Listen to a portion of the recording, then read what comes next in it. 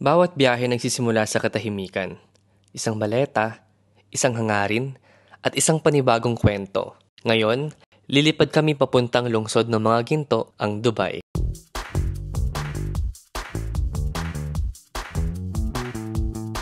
Sa briefing room kung saan kami naghahanda, iisa lang ang goal.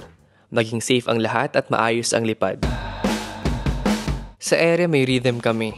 Galaw na gamay, ngiting totoo kahit pagod, kasi sa bawat pasahero may tiwala silang bitbit. Pagdating sa Dubai, gabi na, pero buhay na buhay ang lungsod. Ilaw, init, at yung pakiramdam na kahit maikli lang ang oras, may makikita kang bago. Pagdating sa hotel, ibang klase ng pagod ang naramdaman. Gusto mo na lang magbihes, humiga at manahimik. Pero syempre, kailangan mo munang magbanlaw ng buong biyahe. Literal at emosyonal. Ilang minuto sa ilalim ng mainit na tubig, parang reset button. Na nga pala kami lumabas, umorder na lang kami ng pagkain. Isang full hot plate meal mula sa marina. Fast food feels pero nasa gitna ka ng Dubai. Ganito talaga ang crew life. Pero sa mga simpleng kain sa dulo ng araw, doon masarap magkwento. Bukas na ulit ang gala. Unang umaga sa Dubai. Una sa checklist, almusal. Gusto ko yung slow morning sa layover, kape, tanawin, at kwentuhan sa crew. Tinanghali ako nagising. Time check now, it's 10:01 a.m. Nag-alarm ako ng 7 a.m. pero pinatay ko siya. Tapos nagising ako ito, 10 a.m. na. Tanghali na ako nagising. Alam mo yung feeling na parang wala ka sa oras. Ganon. Jetlag pa rin siguro. Pagbangon ko, ramdam ko agad yung init. Grabe, ang init-init dito sa Dubai. Dahil nga late ako, na-miss ko yung shuttle papunta sa grocery. Kaya eto, nag-breakfast na lang muna ako. Simple lang pero sapat na para simulan ng araw kahit na medyo sabog pa ang utak at gutom na ang tiyan. Ngayon papunta kami sa isa sa pinakasikat na destinasyon dito sa Dubai, ang Dubai Mall. Hindi ko maiwasang humanga sa bawat gusali sa paligid. Modernong arkitektura, kumikislap sa ilalim ng araw, at parang sining na nabuhay sa gitna ng desyerto. Ito na siguro ang isa sa mga dahilan kung bakit pangarap ng marami ang makarating dito.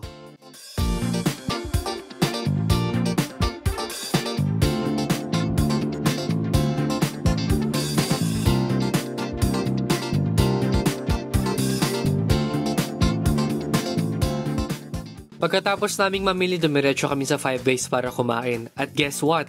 Pinoy ang nag-serve sa amin.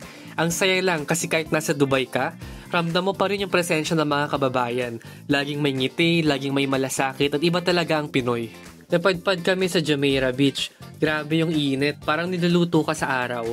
Pero sulit naman dahil nasa tapat namin ang iconic na Burj Al Arab. Matapos naming mag-beach, dumiretso naman kami sa isang lugar na kumikinang, ang Gold Market ng Dubai. Punta tayo sa gold, tara!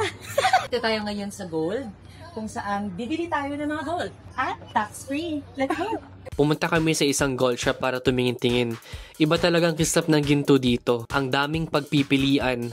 Lahat kumikislap, lahat gusto mo. Yung problema ko, yung hindi ko na mapigilan kasi yung sobrang ganda. Nag-agree ka ba?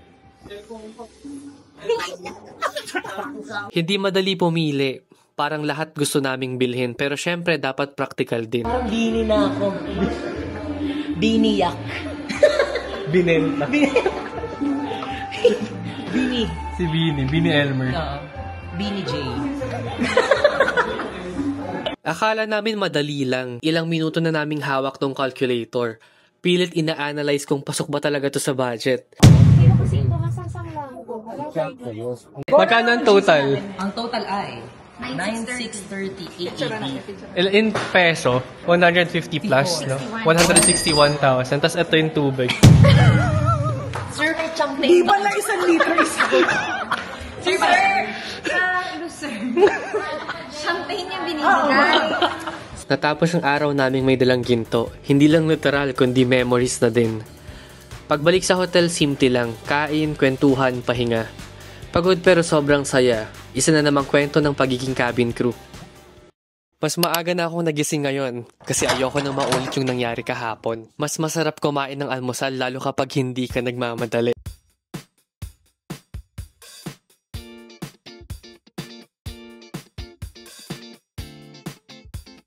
At nakarating na nga kami dito sa Dubai Festival Mall. Unang stop, grocery. Hindi kami turista dito, crew kami. May daladalang noodles, kape, tsokolate at kung ano-ano pa pag-uwi. Literal na parang fiesta dito sa sobrang dami ng sale. Ang saya ng ganito, simpleng errands pero sa ibang bansa. Pagkagaling kong magtipid sa mga grocery, binigla naman ako sa 500 pesos sa taxi. 10 minuto lang pero parang Manila to BGC ang presyo. Pero sige na nga, minsan lang naman. At ayun na nga, grocery secured. Anong laman ng maleta? Uniform, alaala at syempre mga pasalubong. Mabilis lang ang oras sa layover. Pero ganun talaga, lipad, pahinga, explore ng kaunti, tapos balik na ulit sa ulap. Isa na namang kwento sa desyerto ang natapos. Hindi man mahaba, sapat para magpahinga, makatawa at maalaala. Minsan iniisip ko, bakit nga ba natin ginagawa to araw-araw? Maagang gigising, mahabang lipad, maliit na oras para sa sarili. Pero pagdating sa dulo, babalik at babalik ka. Kasi kahit nakakapagod, mahal mo yung ginagawa mo. Ako si Del, isang cabin crew, isang manlalakbay, at minsan simpleng turista rin. Hanggang sa susunod na lipad, paalam.